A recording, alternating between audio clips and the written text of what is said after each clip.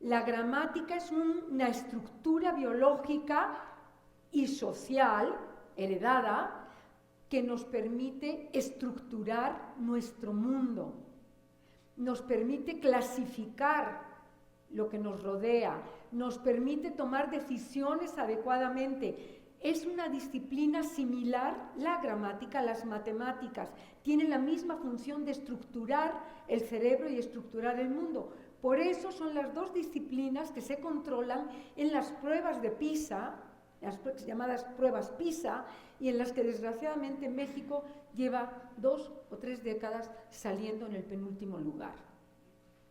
Entonces, la consecuencia de haber aprendido gramática es que sabemos leer, escribir, tomar decisiones, estructurar nuestro mundo, y saber leer y escribir no son marcas de cultura, no es de élite, es marca de ciudadanía, es marca de derecho ciudadano, que eso nos tiene que quedar claro, ¿ok?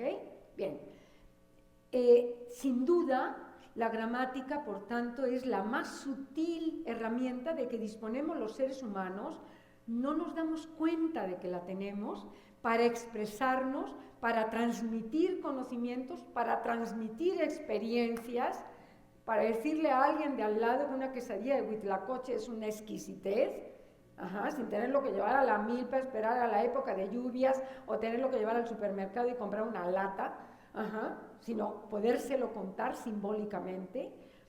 Esa es la gramática, y lo que nos define como seres humanos, sobre todo, es ser seres de sintaxis, que es equivalente a gramática, grosso modo, de sintaxis libre. Eso es lo que, el poder tomar decisiones, el poder construir nuestro mundo con base en la gramática que hemos adquirido.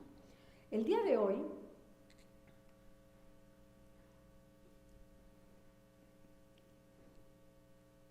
¿qué pasa aquí? Ahora, el día de hoy vamos a hablar de cómo esta herramienta sutil que es la lengua española en México se enriqueció con indigenismos, de qué manera lo hizo y cómo esos indigenismos anticipan, el enriquecimiento de indigenismos, anticipan lo que va a pasar en 1810.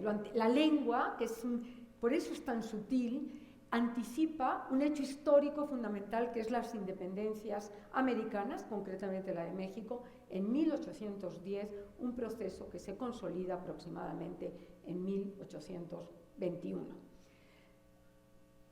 La lengua, vista históricamente, es un conjunto de continuidad. Hablamos igual que nuestros abuelos, eso creemos, que nuestros bisabuelos, eso creemos, y de discontinuidades. La continuidad, en el caso de los indigenismos, es que en sí mismos no cambiaron. Desde muy temprano, desde el inicios del siglo XVI, están adaptados a las pautas fónicas de la lengua española. La primera documentación de chocolate ya tiene la E, que es ajena a chocolate, del náhuatl. O sea, no han cambiado en su estructura formal.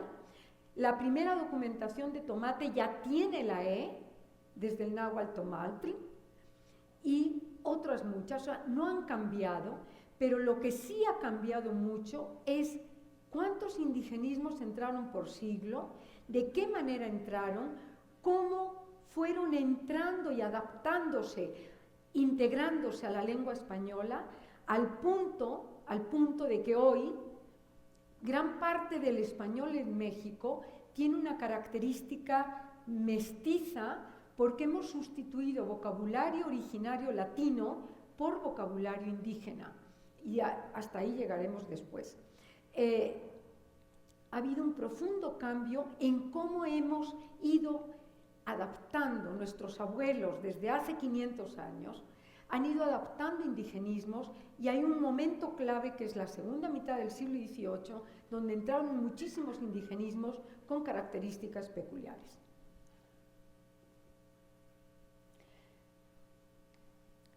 En el español general, o sea, no el caso de México, en el español general, bueno, hay que hacer una aclaración. Un indigenismo no es un mexicanismo. Eso nos tiene que quedar claro. Un indigenismo es una forma heredada directamente de una lengua indígena, de las 300 y pico, cualquiera de las 300 y pico lenguas indígenas que se hablan en este país, fundamentalmente náhuatl, maya, mixteco, zapoteco, han sido grandes fuentes de préstamo para la lengua española.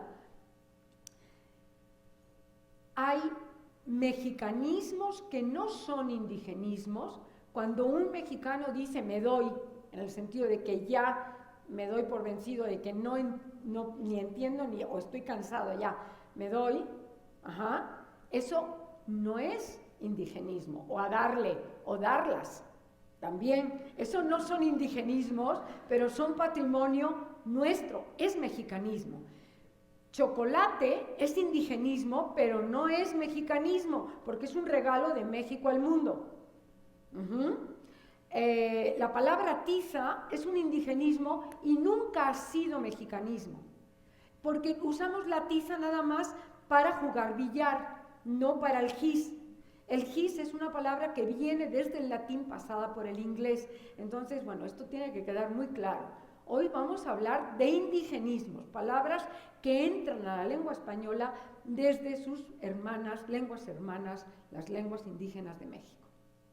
Bien, en el español general, como tienen ustedes al inicio de la pantalla, la incorporación de indigenismos es muy temprana y a fines del siglo XV empieza a verse en los textos escritos en español palabras nuevas como canoa, como huracán, como hamaca, que vienen del Caribe, de lenguas caribes, chile, que viene de náhuatl, ají, que viene de lengua caribe, cacique, que es lengua caribe, cacao, de México, tiza, que es náhuatl. O sea, desde muy pronto aparecen en los textos españoles, en el mismo diario de Colón, en 1492-93, en sus viajes, va incorporando indigenismos, y para la lengua española general, que no es el caso de México y no es el caso de Centroamérica, porque ustedes tienen que recordar que Centroamérica pertenecía al virreinato de la Nueva España. Espero que si hay algún centroamericano no se moleste, pero Centroamérica es lingüísticamente una extensión de México. Para el español general, en el siglo XVII se para el flujo de indigenismos. Ya no entran más, prácticamente. Alguna curiosidad en el teatro de Lope de Vega y nada más. Pero en el español de México es un caso interesantísimo, y cuando digo español de México se hace extensible al español centroamericano. No sigue la pauta del español general. Cuando uno ve documentación escrita en México desde 1500, ahora este año se cumplen 500 años en que Cortés pisó por primera vez Yucatán, y se cumplen 502 años en que los españoles desde Cuba decidieron hacer expediciones a tierra firme. La primera fue en 1517. Bien, pues lo que ocurre en el español mexicano es que no sigue la pauta del español general, porque hay un incremento constante y notabilísimo de indigenismos de siglo a siglo. Entran indigenismos en el siglo XVI, entran muchos más en el XVII y entran muchísimos, una barbaridad en el siglo XVIII, siguen entrando en el siglo XIX, pero en el XIX se ve que está permeado, es una lengua mestizada entre español y lenguas y préstamos de lenguas indígenas. A ver, siguiente, por favor. Gracias. Miren, sobre un corpus que no es pequeño, que es un corpus de unas casi 1000 páginas de documentos de vida cotidiana, extraídos de archivos como el Archivo General de Indias, el Archivo General de la Nación, el antiguo Lecumberri, el Archivo Histórico de la Ciudad de México, aquí en Donceles. Lo que se ve es ahorita explico qué es frecuencia de uso y frecuencia en léxico, para que lo entiendan. Frecuencia en uso es cuántas veces un individuo dice la palabra madre. La puede decir según sus circunstancias anímicas en un día, muchísimas o ninguna. Eso es en uso. Y frecuencia en léxico es cuántas madres hay en un diccionario. Una sola. Madre solo hay una. Con los muchos significados polisémicos que puedan tener, pero hay una diferencia entre frecuencia en uso, cuántas veces aparece, y frecuencia en léxico es cuántas entradas o cuántas voces aparecen en ese diccionario. Bien, para los indigenismos, este conjunto de documentos contiene 300 indigenismos empleados y miren, en el 16 hay 24%, aumentan un poquito, 30%, y aumentan mucho al 18, 46% de estos 391 indigenismos están concentrados, la mitad en uso está concentrada prácticamente casi la mitad en el siglo XVIII. Y la frecuencia léxica es cuántas voces distintas indígenas hay en ese corpus. Son 129 voces indígenas distintas, 31 corresponden al 16, que pueden seguir empleándose en otros siglos, 39 en el 17 y se va a casi 60 al 18. Siguiente, por favor. Muy bien. Lo más interesante no solamente es que aumenta la frecuencia en uso y aumenta la frecuencia en léxico, pero mucho más interesante son los mecanismos de cómo se meten y se introducen los indigenismos en la lengua española. En el siglo XVI, el indigenismo, porque es un mundo nuevo que hay que nombrar, siempre lleva una explicación muy amplia, una glosa, se llama glosa, esa palabra, la explicación, y es una amplia paráfrasis donde el que está escribiendo español, al usar el indigenismo, le tiene que explicar al otro en qué consiste esa nueva realidad, porque para que ese nuevo mundo sea comunicado y se haga partícipe del mismo patrimonio, tiene que explicarse al otro, en el siglo XVI, en qué consiste los aguacates, el pulque, qué es un cacique, etc., qué es el cacao. Y en el siglo XVIII, lo más interesante es que aparecen no solo muchos más indigenismos, sino que no dan ninguna explicación, e incluso indigenismos muy técnicos. El 89% aparecen sin glosa, sin explicación, y un 11% llevan una glosa mínima y de un tipo peculiar. Siguiente, por favor. Miren, en el siglo XVI, indigenismos, y beben vino de España, están hablando de las costumbres, esto es un documento de 1525, beben vino de España con mejor voluntad que el pulcre. No sabían cómo, lo oían porque son lenguas que viven en la oralidad, no sabían cómo escribir aquello, o a veces aparece pulcre, a veces aparece pulque con CH, con che, pulque, che, a veces aparece pulqui, a veces aparece, o sea, hay 3, 5, 7 documentaciones de pulque porque no saben cómo lo oían de maneras muy distintas y pues cada quien lo asentaba como lo oía. Y dice, con mejor voluntad que el pulcre, que ellos tienen por vino, que parece un poco a cerveza, aunque no es tal. O sea, no saben lo que es el pulque. En realidad, es vino, parece un poco a cerveza, pero no es tal. O vean esto, vino un señor en 1529, un documento, 1529, vino un señor que se dice el calzunzin. ¿Recuerdan? El calzunzin. El calzunzin, el mayor después del gran señor Moctezuma.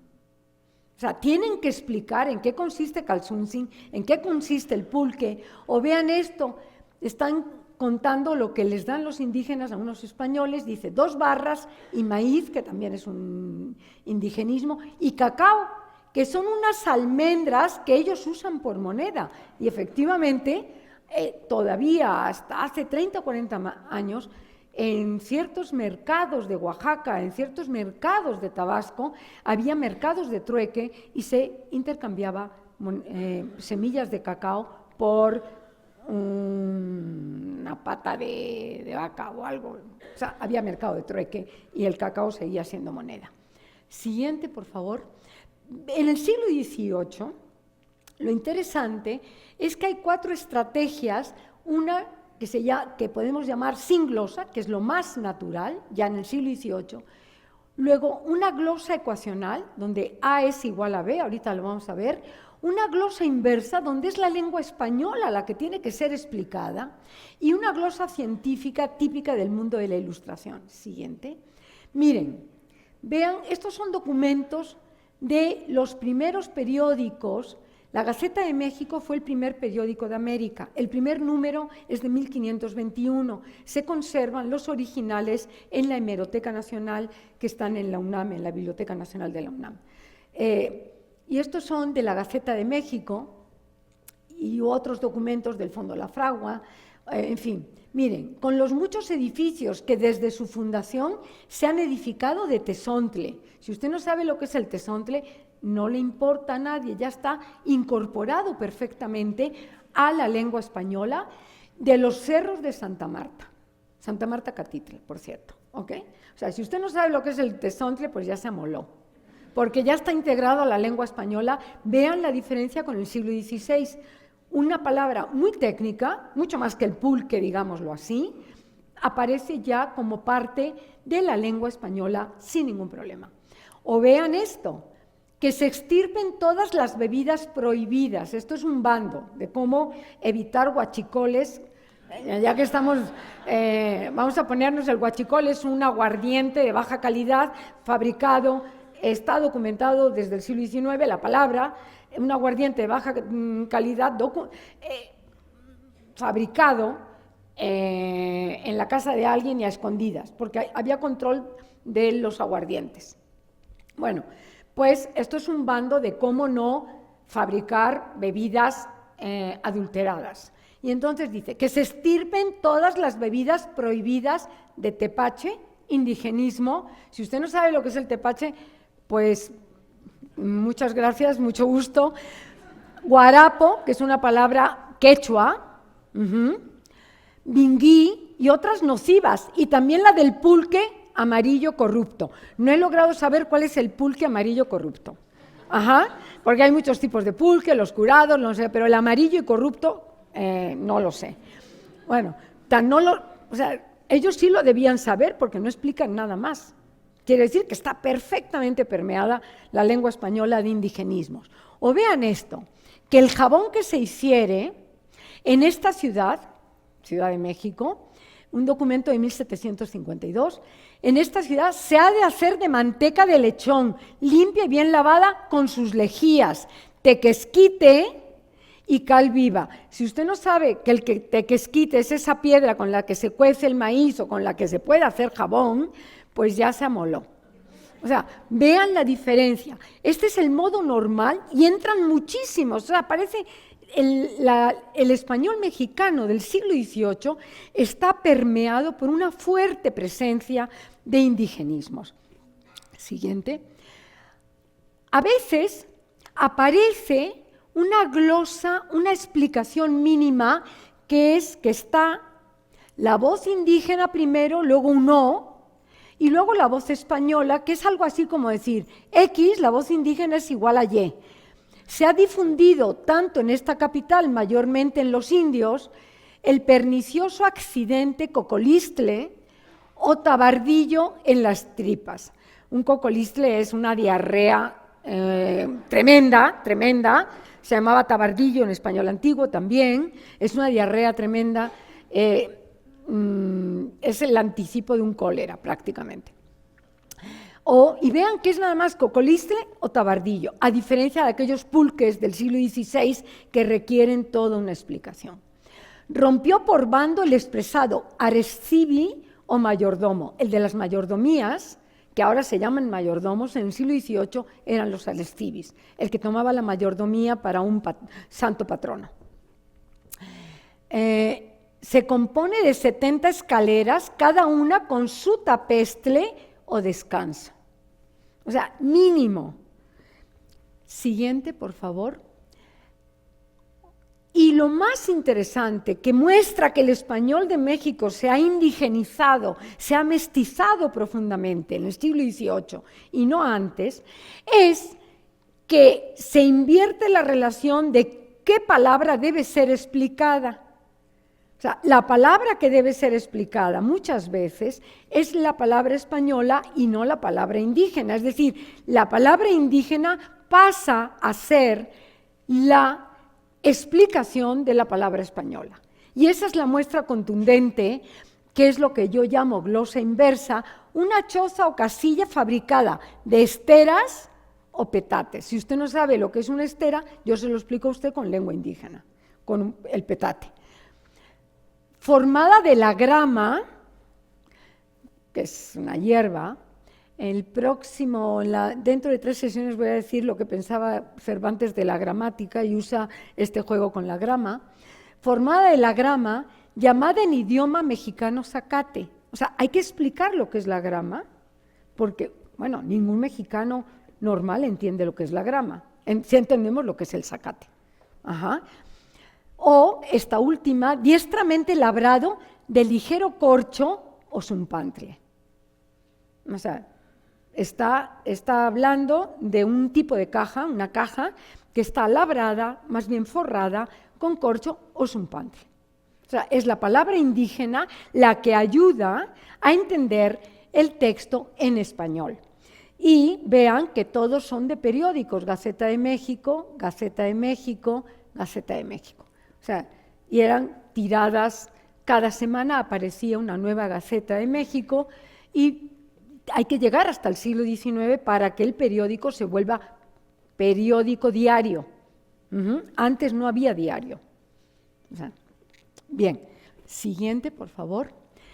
Y lo que es interesante, y muy pronto vamos a preguntarnos por qué el siglo XVIII, es que el discurso ilustrado típico del siglo XVIII, hay un periódico, los periódicos muestran el mundo de la ilustración y además compiten los periódicos americanos. Hay periódicos del siglo XVIII en Perú, en México es el más temprano, 1721, también lo hay en Perú, lo hay en Cuba y lo hay en Colombia. Los demás países americanos no tienen periódicos en el siglo XVIII, hay que esperar la prensa hasta el siglo XIX, donde se extiende a toda América. Bien, hacen competencia los periodistas del siglo XVIII, les sonará José Antonio Alzate, por ejemplo. José Antonio Alzate fue el creador de la Gaceta de México y otros ilustrados. Bien, hacen competencia por mostrar que lo étnico y autóctono de nuestro país es mejor que lo de otros países, particularmente de Europa, países de Europa. Y entonces dice, los tlaxcaltecas y otras naciones conocían a las lagartijas, comunes con el nombre de topiltl, y a las que tenían las colas más largas que las comunes las llamaban tecohuitzin. Pues váyase usted a saber. O sea, el siglo XVIII se caracteriza por ser el mundo de las clasificaciones en botánica, las clasificaciones en biología de todo tipo, las clasificaciones de lenguas, las clasificaciones de objetos artísticos. Es un siglo que les da por la clasificación, es el mundo de la ilustración. Y aquí lo vemos muy claramente donde hay glosas científicas, lagartijas comunes en español con el nombre de topiltl, indígena, y las más largas que las comunes, que no sabemos ni cuáles son las comunes ni las más largas, yo por lo menos no lo sé, las llamaban tecohuitzin. Y aquí fíjense que está hablando curiosamente de la marihuana en 1772. ¿Qué cosas son los pipiltzintlis? Es un diminutivo en náhuatl que significa semilla, de la cannabis. La marihuana no es americana, es asiática, pero llega desde el siglo XVI, hay cannabis en América documentada. Y entonces se preguntan en este periódico, papeles varios del Fondo Reservado de la Biblioteca Nacional, y es un tramo de periódico, ¿qué cosas son los pipiltzintlis? Habrá como 10 años que la casualidad me proporcionó una pequeña cantidad de dichos pipiltzintlis. Vean, palabras indígenas súper especializadas, la que se componía de una mezcla de semillas y hierbas secas, no eran otra cosa que las hojas y semillas del cáñamo. El cáñamo es la cannabis índica, la marihuana. Bien, siguiente. Están totalmente integrados ya a la lengua española y en el siglo XIX aparecen por toda la literatura y por toda la prensa en México, sin mayor explicación, aparecen palabras indígenas, como tienen ustedes aquí en una novela, Los bandidos de Río Frío, 2 tablas de magueyes le producían una carga diaria de tlachique que vendía un contratista. Maguey es una palabra indígena, tlachique, como ustedes saben, también. Beberás en ayunas un cocimiento de esta hierba revuelta con el tlilxóchitl, que son unos polvos para embrujar.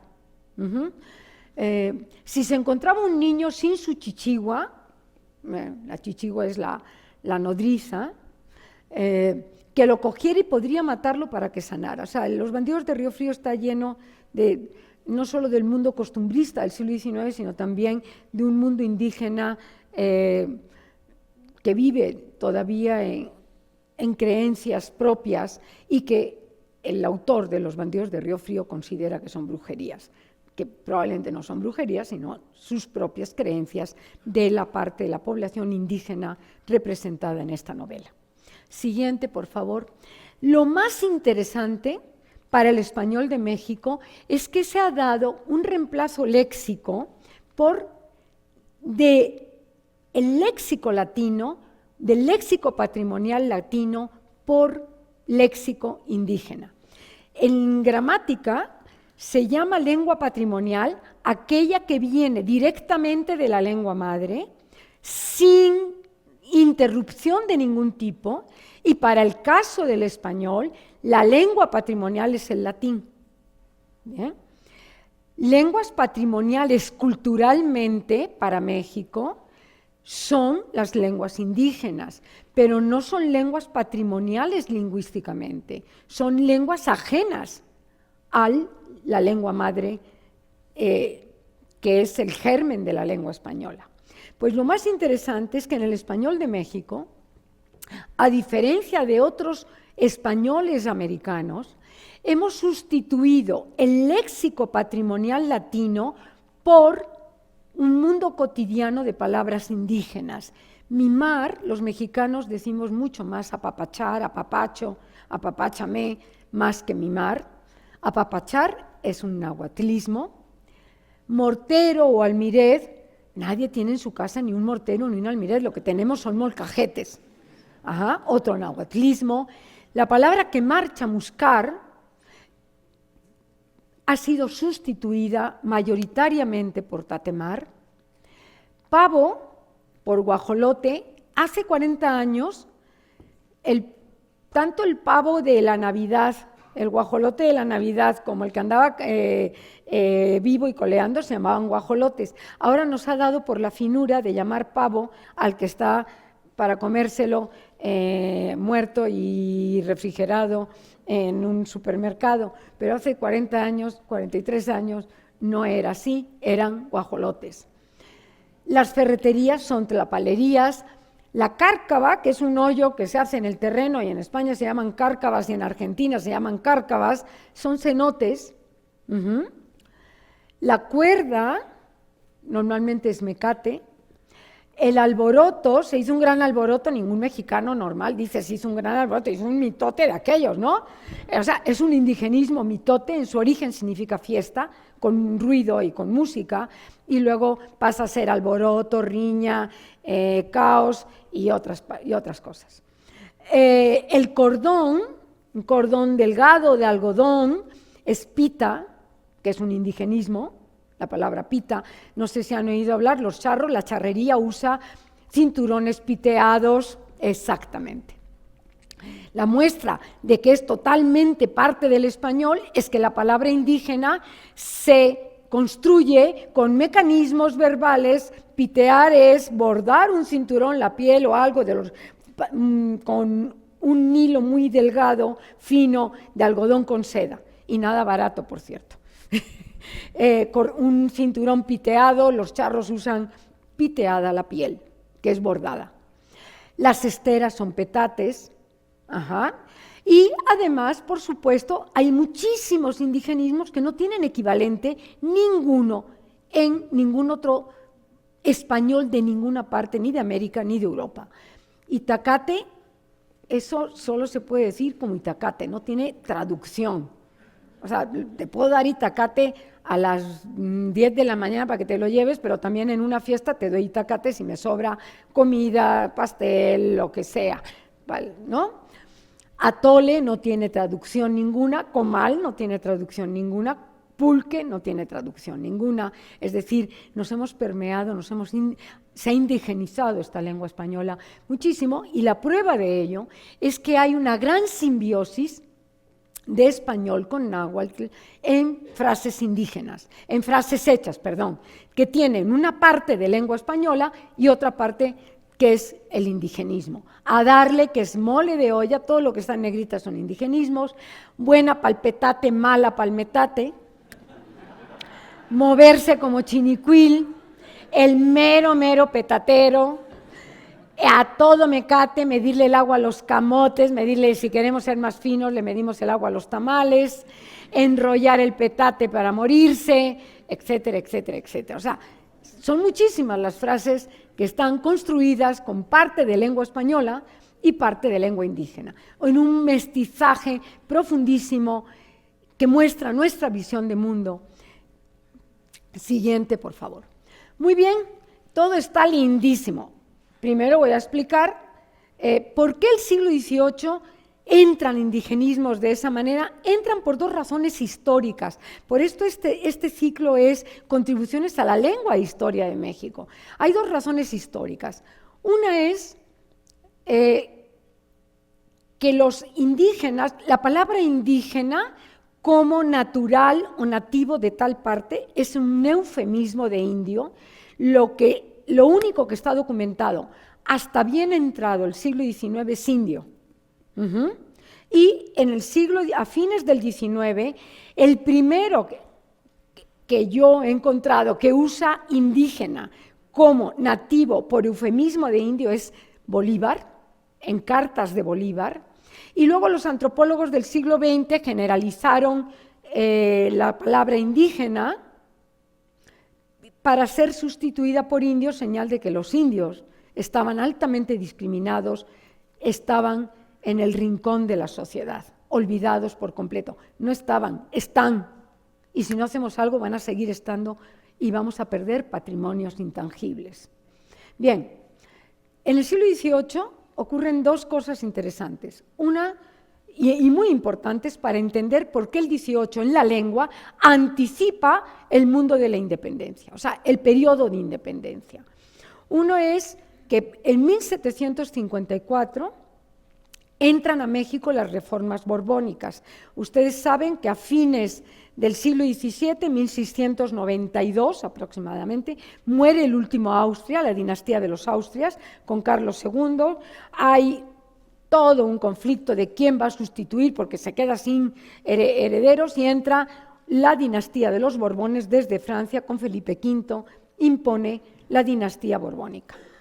Los Austrias habían mantenido un sistema de separación muy conocido, sistema de separar pueblos de indios de pueblos de españoles.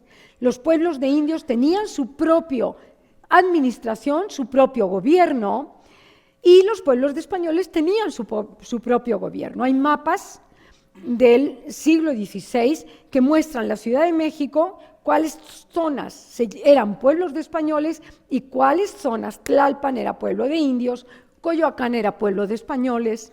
Por ejemplo, hay mapas en el Archivo General de la Nación, el Archivo Histórico.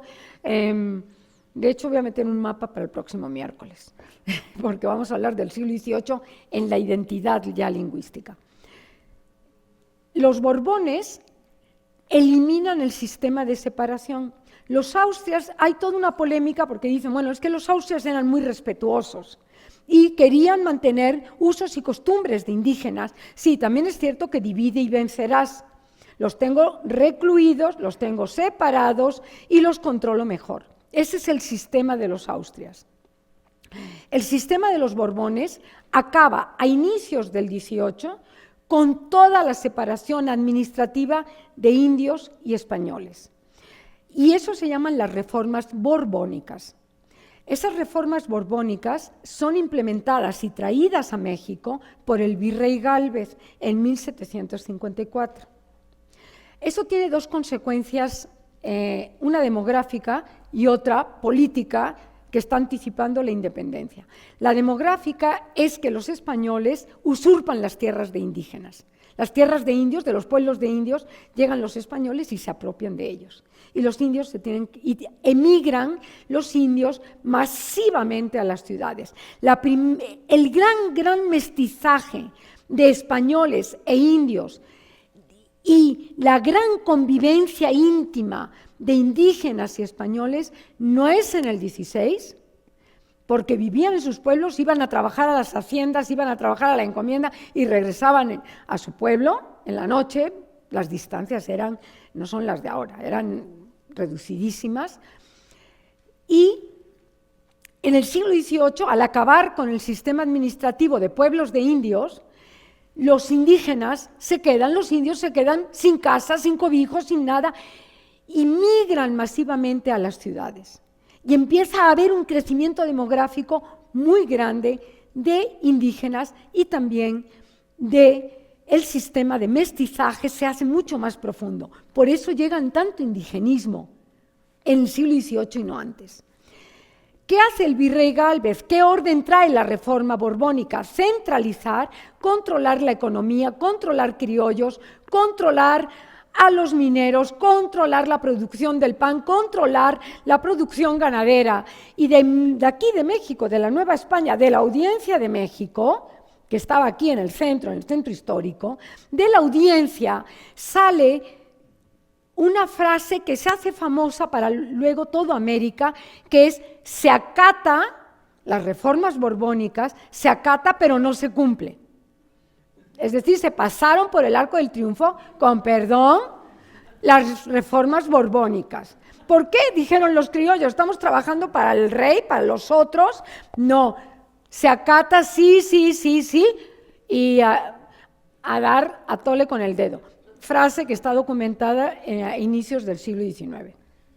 Muy bien, entonces, gran migración de indígenas que explica este mestizaje lingüístico profundo, y por otro lado, unas reformas borbónicas que quieren centralizar, tomar el poder desde la corona española, y los criollos, son los criollos los que dicen se acata pero no se cumple. Usted puede dar todas las órdenes, estamos desde 1754 hasta 1810, hay en el Archivo General de la Nación un ramo de documentos muy importantes que son de insurgencia. Es decir, antes de 1754 no hay insurgentes, pero desde 1754 en adelante empieza la gente a alebrestarse, a cansarse del control, y entonces, ¿qué hace la audiencia y qué hace el gobierno? Pues abrir expedientes. Bueno, nos suena conocido, ¿no? Sin ningún efecto, porque hubo una independencia 70 años después. Sin ningún efecto. Pero hay un ramo riquísimo de insurgencia. Insurgentes que son aquellos que se negaban a acatar, a cumplir y que despotricaban contra la corona española. Nos suena conocido, parece que la historia fue ayer y no pasa el tiempo. Muy bien, esto está claro. ¿Por qué los indigenismos entran masivamente en el siglo XVIII? Perfecto. Y ahora hay que preguntarse, los dueños de esas lenguas patrimoniales, los indígenas, los indios, ¿qué ocurrió con ellos? Y el asunto es de dar horror. Miren, esto es un corpus que está radicado en la Academia Mexicana de la Lengua, que se llama Corpus Diacrónico y Diatópico del español de México. Miento, no se llama del español de México, se llama el español de América, esa AM es de América. Y vean la proporción de cuántas veces aparece indio en un promedio para cada siglo de 30 folios, 30 hojas. En el siglo XV poquitos, un 8, o sea, para cada 5.000 palabras, esta es la unidad, que son 30 hojas manuscritas con letra amplia, antigua, 8 menciones, 8.8 menciones de la voz indio. En el siglo XVI, 13.2. En el siglo XVII aumenta, ¡pum!, en el XVIII se baja y en el siglo XIX desaparece. Siguiente, por favor. Y ahora lo que vemos en toda la documentación es, regalan su lengua y ellos siguen en una discriminación que da horror, que da susto, y están desaparecidos. No hay menciones de indio. No se les da nombre propio. Se habla de un indio, los indios, sin nombre propio. Y bueno, hice este cálculo para mostrar la profunda asimetría social. Ustedes saben que hasta el siglo XIX un modo normal de tratar a alguien era con don. O sea, que era un tratamiento de respeto. Nada más, nada de gran jerarquía, sino respeto. Don Juan, don... Todavía podemos usar este don si no sabemos si es lic, maestro, lic, doc, no sabemos qué es, pues don Juan o oye tú, ¿no? Bueno, fíjense, en esa documentación que son del Cordian, son más de 4 millones de palabras, don más indio es 1.1% de apariciones y don más otros hay 15.000, hay 130 casos de don con un indio no mencionado con don y hay 15.752 de otros individuos mencionados con don. La asimetría social del indígena da susto. O sea, siempre estuvieron en los estamentos sociales más bajos. Casos como los indígenas que saben escribir, como don Fernando de Alba y Tlixóchitl, como Guamán Poma en Perú, como Pachacuti en Perú, como Chimalpaín en México, son verdaderas excepciones, absolutamente. O sea, eso es así. Los indios fueron olvidados, regalaron su patrimonio intangible, siguen, están y estarán si no hacemos algo. La proporción, vean, don más indio es 0,0003% y don más otros es 100 veces más alta, 0,03%. O sea, se le quitan 2 ceros porque hay mucha más presencia de don más otros. Y en esta cantidad de textos, 5.270, don más indio, hay 1 cada 40 textos, o sea, nada. Aunque hay montones de palabras indígenas en esos textos, como hemos mostrado hace un momento, y don más otros individuos, hay 3 por texto. O sea, y siguiente, por favor. En la prensa, los indios nunca fueron noticia, nunca, y siguen sin ser noticia. O sea, se tienen que plantar en una autopista y cerrar por... Bueno, sí, pero eso es una excepción. A lo mejor con un poco de suerte, ojalá gane los 10 Óscares nominados que tiene la película, incluida la actriz, Yalistla. Bien, miren, en la prensa del siglo XVIII, indio, en documentos, hay 95%, que no son muchos, pero en la prensa 5% del siglo XVIII, la voz indio. Y además hay que decir que están mayormente en plural, están como bloque, como paquete, los indios. Indios en singular, fulano de tal, indio del pueblo tal, eso es en singular, hay 41% y en la prensa 8%, o sea, nada. Y bueno, el siglo XIX, la prensa completa, en 500.000 de palabras de prensa del siglo XIX, son 5 casos. Es para que ya da horror, ¿no? Entra susto. Siguiente, por favor, y algo que es característico de los mexicanos, y me asumo, es una discriminación sistemática hacia el indígena. O sea, bueno, frases como esa de no seas indio, se ponen los pelos de punta más de lo que normalmente los llevo. Es una vergüenza que en nuestro patrimonio originario, digamos no seas indio, o 2, 3 golpes, un indio al suelo, eso es una vergüenza absoluta. Somos muy políticamente correctos con las mujeres, las y los y no sé qué. Vamos a ver si somos políticamente correctos y respetuosos de los patrimonios originarios de nuestro país. Pero vean, documentos, en 1494, la discriminación hacia los indios es sistemática, consistente y continuada en toda la documentación. Y yo tengo datos hasta el siglo XX, cuando encuentro prensa que discrimina, la recorto. Algún día les doy una conferencia que no sea de historia, sino del siglo XXI. Así demandados y desconcertados por el mal recaudo, que tenían, como estos indios sean cobardes. La calificación de cobardes, taimados, borrachos, perros, es constante.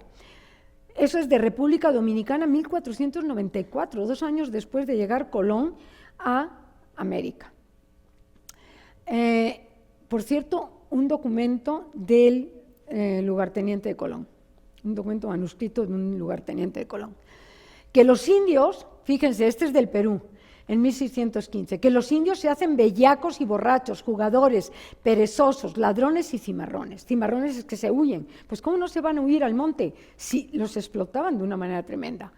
He dejado la ortografía, bueno, el modo de escritura un poco para que vean la escritura antigua, pero el Cordian, ustedes buscan borracho y la asociación con indio es constante. Y a la fecha sigue ese estereotipo, ¿no? De que los pueblos indígenas están alcoholizados y que no sé qué, no sé cuánto, jugadores, bellacos. Se volvió a topar lo de prieto. Prieto en latín no tiene ninguna connotación negativa, es simplemente oscuro por apretado. Simplemente, o sea, no tiene ninguna connotación negativa. Y ser prieto en México tiene todas las connotaciones negativas porque somos un país profundamente racista. A mi esposo, que es moreno, prieto, le dicen güerito en el mercado. Bueno, hay que decirle, oiga, respéteme, véame, que no ve, ¿no? Y vean dónde está la discriminación en prieto.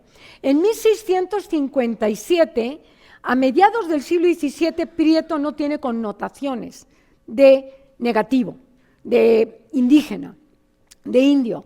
Y es muy frecuente, se volvió a topar con el dicho indio prieto, o sea, un indio que tiene piel oscura. No hay connotación. Vean este ejemplo, que da susto nada más y nada menos que de Carlos de Sigüenza y Góngora. Don Carlos de Sigüenza y Góngora, uno de los pilares del criollismo mexicano, íntimo de Sor Juana, un gran ilustrado, que sí lo era. Esta es una crónica de monjas, de unas monjas que estaban aquí en el centro, 1682, o sea, 30 años después. Miren lo que dice Carlos de Sigüenza. Y oyendo también decir que no ensuciasen las almas, determiné no comer ninguna cosa prieta. Es decir, para 1682 lo oscuro ya era discriminado. Y después, si ustedes siguen en el siglo XVIII, los indios prietos, bellacos, cobardes y borrachos van juntos, y en el XIX no digamos, y a la fecha igual. O sea, lo voy a decir, somos un país profundamente racista. Casi antes de preguntar si es niño o niña, cuando alguien nace, si es güerito o es prietito. Eso da susto. Y está arraigado, como ven, desde 1492, la discriminación. Muy bien, vamos a acabar. Y miren, esto es de Perú, del Inca Garcilaso de la Vega, que es un cronista indio de la nobleza india, y con ser la tierra tan rica y abundante, no ha cambiado nada desde el siglo XVI, XVII, el estatus de los indios. Prestaron, regalaron sus lenguas, su mundo, su visión de mundo, y a ellos se les olvidó por completo, fueron los olvidados. Y con ser la tierra tan rica y abundante de oro y plata y piedras preciosas, como todo el mundo sabe, los naturales de ella son la gente más mísera y pobre que hay en el universo. Esto se podría escribir y suscribir el día de hoy para los pueblos indígenas. Siguiente, vamos llegando a las conclusiones para dejar un rato de intercambio, de diálogo. La integración masiva de voces y construcciones con indigenismos a la lengua cotidiana de los mexicanos de todos los días hace que el español de México esté coloreado por una fuerte presencia indigenista, por una sustitución del léxico latino por léxico indígena. En nuestra vida cotidiana ha habido una sustitución muy importante y un mestizaje lingüístico muy importante. La autonomía, la independencia de los indigenismos, de sus glosas en español, de sus explicaciones, la inversión que se hace de que es la lengua española la que tiene que ser explicada con un indigenismo, la introducción masiva de indigenismos científicos en los periódicos ilustrados, anticipan 70 años por lo menos la independencia de México, la independencia política y administrativa de México respecto de la corona española. Es decir, la lengua es ese soporte sutil, patrimonial, que está anticipando antes que los hechos históricos lo que va a ocurrir en la historia una generación después, 50, 70 años después. Las razones históricas las hemos explicado y hemos mostrado cómo la lengua se permea profundamente de indigenismos. La paradoja, que es triste, que es terrible, una gran contradicción, quedan en la lengua, se mestiza la lengua, pero los dueños de los indigenismos se desaparecen, se hacen invisibles los nativos de esas lenguas. ¿Y los indios qué? Mucha independencia, mucha historia. ¿Y los indios? Igual, aquello que decía el Inca Garcilaso para Perú en 1615 vale para el día de hoy en cualquier país donde hay indígenas. Y por supuesto, lo que muestra esta discriminación hacia los dueños de esas lenguas, no hace falta estudiar historia, es que la independencia y ese mestizaje lingüístico muestra una independencia de la lengua española respecto del español de España, pero es una lengua escrita por criollos, para criollos, y la independencia fue de criollos y no de indígenas. Muchísimas gracias. La siguiente.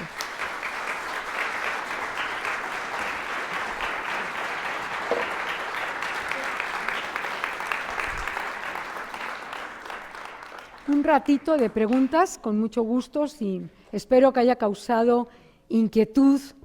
El próximo día vamos a hablar no de indigenismo, sino de la lengua misma, cuando empezamos a decir, vamos a ponerle su salsita y no sabemos de quién es la salsita. Vamos a hablar de cómo nos hicimos mexicanos en el siglo XVIII. Sí, adelante, usted. Una pregunta muy directa. Cuando se escribe Llano en Llamas o Padre Páramo, con ese lenguaje rural, campesino, no tiene nada que ver con la academia. La pregunta es, ¿qué es primero? ¿Primero se habla? Sí. ¿Se hace todo un lenguaje para la comunicación? Sí. ¿Y después la gramática? Sí. ¿O qué pasa? Vamos a ver. La gramática no es algo escrito. La gramática no es algo que tenga que decirle cómo hablar o cómo escribir. La gramática es estructurar nuestro mundo bien estructurado y poderlo comunicar. Lo primero es hablar, y todos los seres humanos hablamos con gramática. Si tuviéramos primarias bien hechas, las gramáticas, ese enseñar a hablar y a escribir, lo harían desde la primaria, porque estructuraríamos mejor el mundo, nos enseñarían a tomar decisiones, nos enseñarían a no tener fracaso escolar, porque no saber gramática, la intuimos, la tenemos, pero no nos la enseñan. Todo el mundo piensa que la gramática es un horror de aburrimiento. No, puede ser absolutamente entretenida, divertida. Y bueno, vamos a hablar, uno de los días vamos a hablar de ese mundo afectivo constante con la gramática. lo que hacen los escritores es recoger, y en el caso de Pedro Páramo, que es un clásico porque es un viaje al otro mundo, como está desde la literatura clásica, latina y griega, estos viajes al otro mundo. Lo que hacen los escritores es recoger y hipercaracterizar muchas veces con lengua. En el caso de Pedro Páramo, de Juan Rulfo, fue ese mundo rural de Jalisco, que sigue vivo el mundo rural, pero la gramática es previa porque nacemos con la posibilidad de gramática. Eso es lo que nos hace ser seres humanos, es lo que nos diferencia de cualquier otro primate, poder hablar con estructura gramatical, pero hay que enseñar esa gramática para que hablar y escribir no sea un hecho de élite, sino una marca de ciudadanía, sea una marca de que tengo derecho y el gobierno tiene obligación de enseñármela. Yo como ciudadano tengo derecho a que me lo enseñe, pero los gobiernos tienen la obligación. Y esa obligación está abandonada hace mucho en este país. Pero todos los seres humanos nacemos con un potencial gramatical que ahí está, porque si no, no podríamos hablar. Nadie habla sin gramática. No sé si queda respondida la pregunta. Buenas noches. Como una aportación, esta perspectiva que presentan los bandidos de Río Frío, yo encuentro un parecido con la historia de Masada en el pueblo judío, en las perspectivas que presenta la Sagrada Escritura, cuando se habla de que va a haber grupos que van a destruir a los niños, y dice aguas porque ahí es el fin del mundo.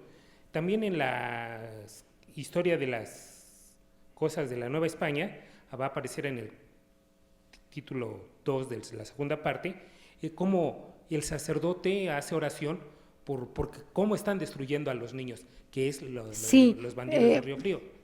Sí, pues es la misma imagen. Y si me permite, la documentación en archivos está llena, o sea, es abundante en fenómenos, juicios de idolatría, y esos juicios de idolatría implicaban muchas veces hechicerías de tipo canibalizante. Los niños cocidos en tamales son algo bastante normal, pero bueno, como bien han dicho los historiadores, no nos debemos escandalizar, si en la visión judeocristiana católica se come y se toma el cuerpo y sangre de Cristo, aunque sea simbólicamente, el canibalismo, que sí era usual en algunas comunidades y algunos pueblos amerindios, e incluso decían que preferían la carne de otros indios porque la de los españoles les sabía dura y salada. Eso está en los documentos. O sea, no se comían tanto a los españoles como a los capturados en guerras. Eso es algo normal y no nos debe escandalizar, es una visión de mundo que hoy está soterrada y marginada. La perspectiva que presenta Bandidos, que presenta usted aquí, es no hay quien cuida al niño, entonces lo destruyen. La oración del sacerdote es esa, cuando le habla al Todopoderoso. Sí. Dice, es que se quedaron huérfanos porque no hay quien les dé de comer. Sí. En la mentalidad indígena, los que se quedaban, los bebés sin comer y se morían, iban derechito al Tehuanchán para que les diera el árbol nodriza de comer. Sí. El árbol que pintó Diego Rivera ahí en el mural de la raza, pienso que es muy rico en eso. Sí. Gracias. No, gracias a usted. Es muy común en ciertas cosmovisiones, no solo en la judeocristiana, niños abandonados que van derecho al paraíso. O sea, no solamente en la judeocristiana, y en indígenas también. ¿En la mexicana sí la tiene? Sí. Los manda al purgatorio, al limbo, pero ya el Papa le quitó el limbo hace 3 años. El purgatorio lo pusieron en el siglo XII, es un invento del siglo XII, el purgatorio, como todos saben, y el limbo es un invento un poco posterior, pero ya el Papa, estamos en tiempos modernos, ya no existe el limbo. Así que nos vamos a quedar sin frases hechas como estar en el limbo. Niño, no entiendes, estás en el limbo. A mis alumnos, oiga, ¿qué está usted en el limbo? No, vamos a perder la lengua porque estamos perdiendo esa parte de cosmovisión. Sí. Muy buenas tardes. Buenas tardes. A mí me gustaría que nos ampliara un poquito más. Me sorprende cómo con Fray Bernardino de Sahagún, o sea, sus libros están traducidos al náhuatl y hay una necesidad por que se entendiera en español y porque también los nahuatlacos lo comprendieran. Y la Real y Pontificia Universidad de México tiene varios vocabularios del náhuatl, incluso con declinaciones en cómo se hablaba en Texcoco, cómo se hablaba en Milpalta, cómo se hablaba, las variaciones en algunos otros lugares, y eso se fue perdiendo, ¿no? Y me impacta mucho cómo en el siglo XIX, con la independencia, ¿no? Este olvido que usted nos está explicando, pero cómo los criollos asumen un nombre mexica, un nombre náhuatl, México, como el nombre de del nuevo Estado-nación, ¿no? Y cómo su escudo lo llenan de simbolismos indígenas, paradójicamente cuando están… Incluida la Virgen de Guadalupe, que no es indígena. Incluida la Virgen de Guadalupe, ¿no? Y que no es tan la prieta morena o en España Virgen, como aquí. ¿no? La Virgen morena, la Virgen prieta, que así incluso se le denominaba en algunos documentos, y en los hechos usted nos está explicando que está en el léxico, en la glosa, prácticamente olvidado el patrimonio El indígena está olvidado. Sí, mire, usted está preguntando varias cosas interesantes. Uno es, Sahagún es una excepción. Todos los historiadores, los etnólogos, los antropólogos han dicho que fue el primer gran etnólogo.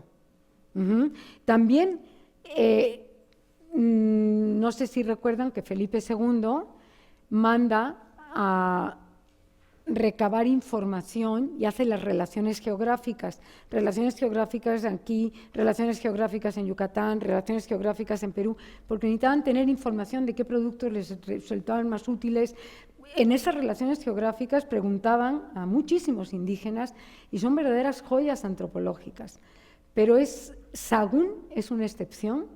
También muchísimos padres, curas que hicieron los misioneros, la lingüística misionera, hay toda una corriente de lingüística misionera que estudia las gramáticas, primeras gramáticas en lenguas indígenas, que aunque están hechas la mayoría con las categorías del latín, porque era lo que tenían como modelo, tienen una gran intuición los misioneros y hablan de qué tipo de lengua es el náhuatl o el maya o el zapoteco, la gramática de Fray Juan de Córdoba, la gramática del náhuatl de Fray Alonso de Molina.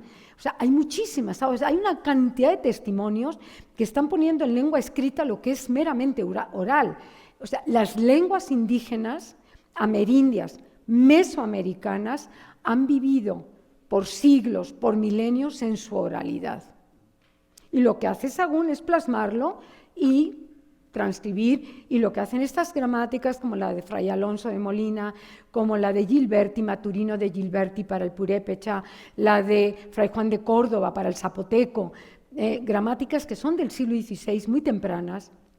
Cuando digo muy temprana, es 1547, 1540, y la de Maturino de Gilberti es la primera, y creo recordar que es 1547, 46. Porque tienen que aprender la lengua, porque tienen que estar décadas aquí aprendiendo la lengua, y aquí se quedaron. Fray Juan de Córdoba murió aquí, Fray Bernardino de Sahagún también, Fray Maturino de Gilberti, que traía pleito casado con el obispo en Pátzcuaro, y él estaba lejos, en un pueblo relativamente lejos de Pátzcuaro, y fue donde escribió su gramática. Es cierto, hay una gran tradición de lingüística misionera, pero toda la documentación de la que yo he hablado es la documentación de la vida cotidiana. No son los intelectuales. Sahagún es un intelectual. Fray Alonso de Molina es un gran gramático. No son los intelectuales, es la vida cotidiana de todos los días. Cómo se ve que se va permeando de lengua indígena, y luego en esos mismos documentos llenos de lengua indígena, usted busca la voz indio, el nombre propio de indio, con un tratamiento de respeto, y no hay. O sea, es una documentación distinta la que usamos los filólogos como yo, que hacemos gramática histórica, a la que usa la lingüística misionera, los filólogos que ven las gramáticas. Hay toda una tradición de lingüística misionera que siguen construyendo gramáticas de lenguas indígenas.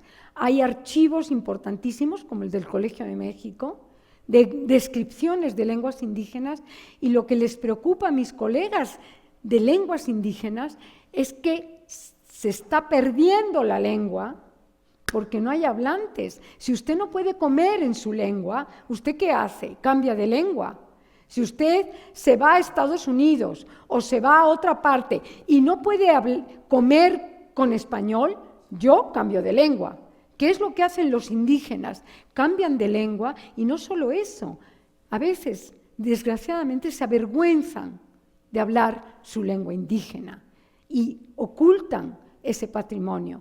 Es un hecho gravísimo. Hay que no sirve de nada decir qué bonito, tenemos 360 lenguas en México. Lo que hay que hacer es generar puestos de trabajo en los lugares donde se hablen lenguas indígenas y obligar, eso se llama política lingüística, y hay políticas lingüísticas muy exitosas de lenguas minoritarias que se han fortalecido porque políticamente usted quiere poner una fábrica aquí en la Mixteca, usted lo que tiene que hacer es poner a su gerente y a sus 5 ayudantes del gerente a aprender mixteco, porque es más fácil que 5 hablen mixteco a que 500 aprendan español. Esa política lingüística no se ha seguido en México nunca. Se siguió en España para lenguas minoritarias, se siguió en Rusia para ciertas lenguas minoritarias, Kiev, Ucrania, la zona de Ucrania, la zona de abajo, en Crimea, se siguió y ha sido muy exitoso, ha fortalecido lenguas minoritarias. Tiene usted razón, hay una gran tradición, los códices son joyas, pero los códices tienen dibujos, escritura y a veces transliteración, con letras de alfabeto latino de lengua indígena. Las lenguas indígenas tradicionalmente, amerindias, tradicionalmente han vivido en su oralidad, y la oralidad es igual de rica, profunda, que tener una novela escrita en papel. Sí, o sea, Sahagún es una excepción realmente, absolutamente, es una joya y es una excepción. Estos documentos, si ustedes entran al Cordiam, www.cordiam.org, ahora ya creció muchísimo más, porque hemos subido hace 3 meses o 2 meses muchísima documentación, siguen siendo invisibles. O sea, mucha independencia, mucho mestizaje, y los indios, ¿qué? Invisibles. Buenas noches. Una pregunta. La decisión de los gobiernos de México a través de la Secretaría de Educación Pública de crear contenidos escolares, sobre todo en educación básica, traduciéndolos a las lenguas indígenas, ¿verdaderamente contribuye al esfuerzo de resarcir a esas comunidades por el olvido que han tenido? ¿Basta solo traducir, por ejemplo, el contenido de todo el programa de educación básica a la lengua para que se conserven las lenguas? Y en este contexto de lo que explicaba, de lo que implica la gramática en términos históricos y culturales, ¿es suficiente esa política del gobierno? No. O sea, mi especialidad no son lenguas indígenas, ni es política lingüística, pero algo sé de qué relación hay entre educar bien con gramática y el primer problema que tienen la Secretaría de Educación Pública es que el único modo de escribir un libro de texto en lengua indígena es con un alfabeto fonético internacional, o sea, con símbolos de un alfabeto fonético. Y es una escritura, yo he visto las constituciones, porque eso fue una política de hace 2 sexenios, traducir la Constitución, primero nadie lee la Constitución, yo no sé por qué empezaron por ahí, pero bueno, traducir la Constitución a lengua indígena, y hay un problema, y es que como el país es muy montañoso, en general, la división lingüística, la división lingüística es muy grande. O sea, el zapoteco del Istmo no es igual que el zapoteco del Valle de Teotitlán, del Valle. O sea, puede llegar a no entenderse. Y entonces las peleas es en qué zapoteco vamos a traducir, o vamos a traducir en los 7 u 8 zapotecos reconocidos. Imagínense el costo. Pudiéramos decir que vamos a meterle dinero a traducir con alfabeto fonético internacional, porque nunca han sido graficadas esas lenguas. Hay que escribirlas con un alfabeto con símbolos fonéticos. Ajá. Muy bien, supongamos que es así. El hecho clave es si usted con las 2 lenguas puede comer, vivir y tener larga salud, y tener servicios médicos, y tener servicios jurídicos en español y en la lengua indígena. Eso es un ideal. La realidad es que no sirve de nada. Yo creo profundamente que hay que educar en la educación bilingüe, que hay que meterle dinero a preservar patrimonios que se están perdiendo. Por eso mis colegas transcriben y describen las lenguas, porque saben que dentro de 70 o 80 años no va a haber esa lengua. Pero para que una lengua esté viva, y la gente esté orgullosa, porque es muy bonito decir, ¡ay, qué bonito es orgullo de hablar español! Pregúnteselo a los chicanos que están del otro lado.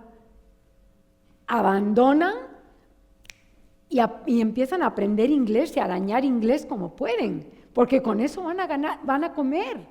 Entonces lo que hay que hacer es generar políticas lingüísticas que obliguen a empresarios a aprender, los gerentes, las directivas, a aprender lengua indígena para poder comunicarse con ellos. Y en ese momento, y bien pagados, todos. Y en ese momento yo voy a estar orgullosa de hablar español, o de hablar mixteco, de hablar zapoteco, de hablar purépecha. Eso es así. O sea, hay una complejidad de mucha variación lingüística.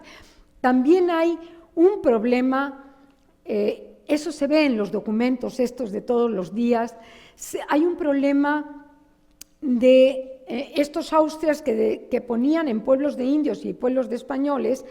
A los pueblos de indios no significa que a todos los otomíes los juntaran en un pueblo, sino que el otomí de Hidalgo del pueblito tal lo ponían en un pueblo, el otomí de al lado era otro pueblo, el otomí de al lado era otro pueblo, y muchas veces los gobernadores, alcaldes mayores les daban prebendas a un pueblo y no se las daban al otro. Y eso crea unas rencillas gigantes entre ellos mismos.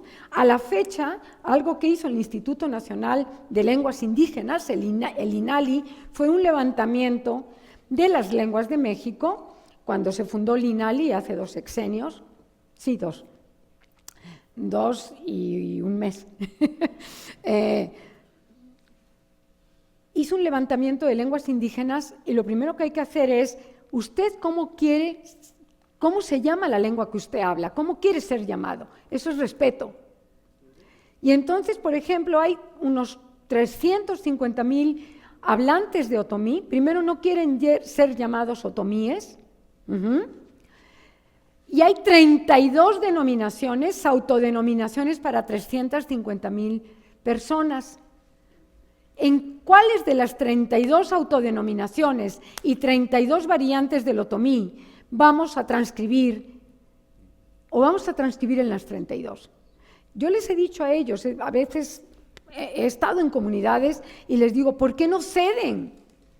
O sea, hay que ceder. O sea, ¿es mejor el español de Argentina, el de México o el de España? Los 3 son buenos. Pero para que una obra llegue a los 3, hay que ceder un poco con el vocabulario y con los giros, porque si no, no hay empresa editorial que costee aquello. Traducir al español de Argentina, de Buenos Aires, que es distinto del norte de Argentina y distinto del de Cuyo, del que está en los Andes. Traducir al español de Uruguay, que no coincide con el del Buenos Aires. Traducir al español de México, ¿a qué español vamos a traducir? El mismo problema, y se le estoy poniendo el ejemplo de los otomíes. No quieren llamarse, y tienen derecho a no ser llamados otomíes, quieren llamarse ñañú, ñoñó, ñañó. 32 autodenominaciones. ¿Qué hace usted con eso? O sea, el problema es muy complejo. El problema no solo es complejo, sino además está desatendido. Esa es la verdad. Está absolutamente desatendido. Es gravísimo. Estamos perdiendo patrimonios intangibles por minutos. Porque a mí me queda clarísimo. Mire, yo haría dos cosas. Uno es crear zonas de industria agrícolas fuertes en zonas indígenas. Dos, obligar a que los actos públicos, oficiales, federales o estatales tuvieran traducción simultánea en la lengua o las lenguas más frecuentes, así el acto tarde 2 horas más. Igual que hay un individuo que está asignando lengua de señas porque hay que respetar a las minorías sordomudas, ¿por qué no ponemos a individuos a traducir, como en la ONU, simultáneamente? Si el presidente de la República está en el Estado de México, ahí se habla náhuatl y se habla otomí también. Entonces se traduce simultáneamente, el señor se echa 10 minutos y el náhuatlato y el ñañú, ñoñó, no sé cómo se autodenominan los de la zona del Estado de México, traduce simultáneamente. Eso es presencia, eso es visibilidad, eso es darle respeto y no hacerlos invisibles, que es lo que muestran los documentos. Esa es la realidad. Pero, pues yo soy nadie. O sea, yo sí estoy como más igual y en el estamento más bajo, ¿no? O sea, eso es lo que se hizo, eso sí lo conozco, la política de Cataluña. Usted quiere venir aquí a poner una fábrica, usted quiere venir aquí a trabajar, a usted le regalamos clases de catalán, porque aquí se habla catalán. Las consecuencias políticas las tenemos ahorita en vivo, pero fue una política exitosísima de política lingüística en 30 años, en una generación. En Ucrania pasó lo mismo, política lingüística exitosísima. Usted quiere venir aquí a poner una fábrica, usted aprende catalán, desde el de arriba hasta el de abajo. Todos. Por la tarde le regalamos clases de catalán y le condonamos horas de trabajo. Eso así es. Así debiera ser. Así debiera ser. No sé si han tenido la oportunidad de ir en la Mixteca Alta, que es un lugar bellísimo, de conventos, bellísimo. No hay un solo letrero, bueno, una política lingüística elemental y barata, poner letreros en la lengua indígena. Primero la lengua indígena y luego el español. Eso es de sentido común para darle visibilidad. Es que calienta, de veras. Por eso no hay. Bueno, no hace falta irse a la Mixteca Alta. Digo la Mixteca Alta porque es un lugar profundamente indígena, donde se oye lengua indígena en cada pueblo. Ni un solo letrero. Aquí usted lo único que tiene es español. Si quiere bien y si no, también. Y eso es lo que refleja en la pregunta que hizo la compañera, eso es lo que reflejan estos documentos. O sea, Sahagún es una excepción, los misioneros son excepciones. Eran verdaderos antropólogos, etnólogos. Los documentos de todos los días, de la vida cotidiana, lo que reflejan es que le regalaron al español muchísimo y se desaparecieron ellos. Bueno, se desaparecieron, no por propio, los desaparecieron. Una más y la última y nos vamos. Hasta el próximo miércoles. Tlazocamati, nani tlactoa náhuatl lengua Xtecapantlali. Gracias. Hablo en la lengua náhuatl de la Huasteca hidalguense. Y he escuchado la conferencia, muy interesante, y precisamente estoy aquí porque me interesó el tema con Educando con Gramática. Y efectivamente, mi lengua materna es náhuatl, y curiosamente te enseñan no con tu lengua materna, sino con la lengua española. Y uno de los problemas, efectivamente, es que se dice que se dé la educación bilingüe, pero no contamos con gramáticas, con libros, para que los docentes puedan dar también educación bilingüe. Una cosa es que, por ejemplo, yo hablo náhuatl, pero no soy profesional en mi lengua. Así es. O sea, una cosa es ser hablante y otra cosa es ser conocedor de la lengua, para que pueda uno ser maestro. Que fue la pregunta que hizo. Ese es un problema. Así es. No es cierto que todos los hablantes de una lengua indígena, originaria, podemos ser docentes. No, aunque docentes así no, se considera tienen la ahorita. gramática aquí. Sí, claro. La cuestión es que gramática, si nos vamos a las gramáticas, la lengua ha evolucionado y justamente lo podemos notar desde las primeras gramáticas del siglo XVI hasta la lengua, digamos, contemporánea, no es la misma. Necesitamos entonces otros recursos y otras herramientas, por lo tanto, nuevos materiales también. Pero esto, ser indígena, necesitamos de profesionales que nos enseñen. Absolutamente. La cuestión es que no hay escuelas para que nos enseñen y después nosotros poder dar, por decir, clases. Hay una cuestión aquí es interesante. Y que les paguen bien a los maestros.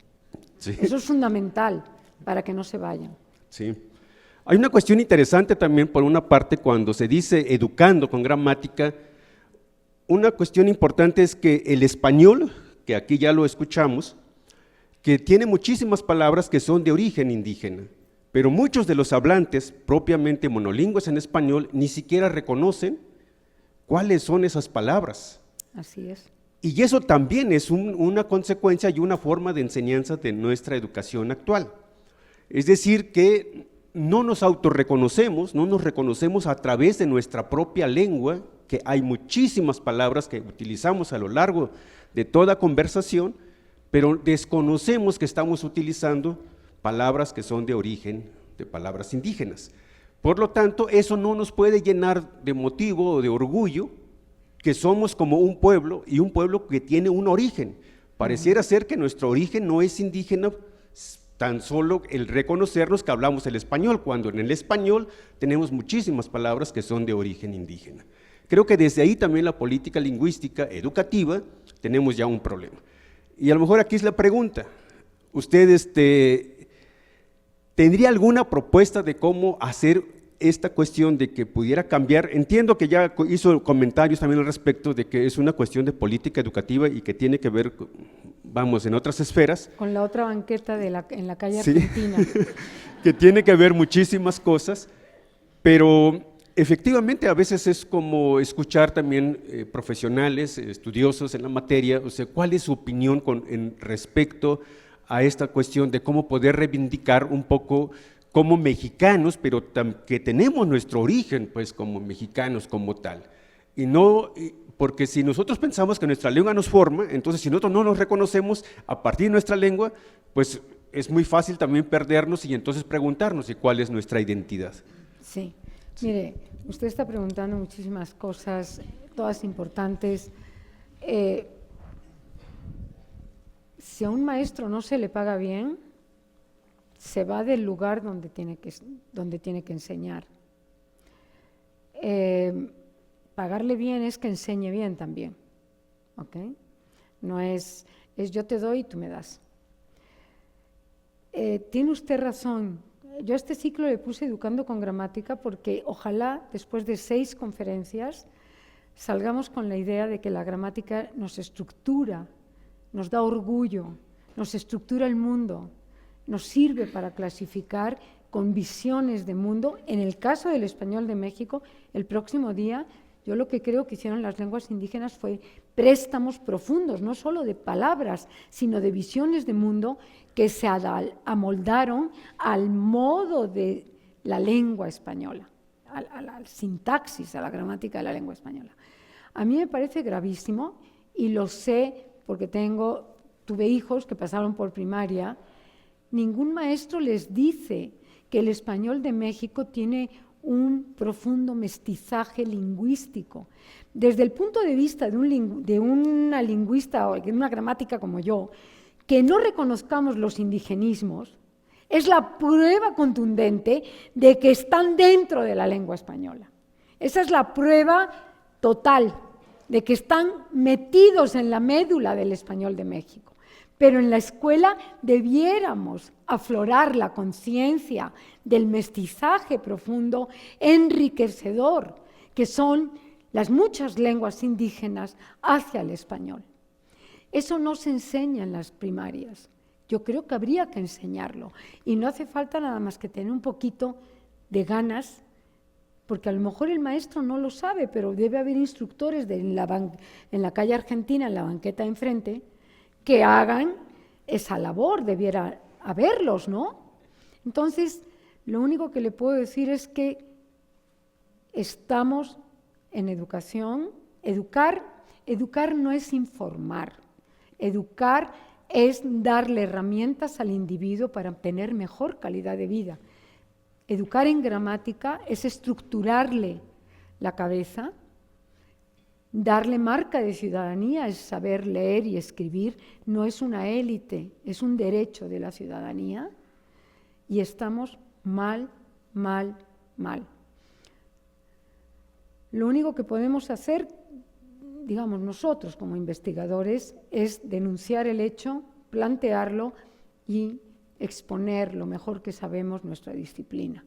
Pero se requiere una política que enseñe a los maestros de primaria el orgullo de una lengua mestiza.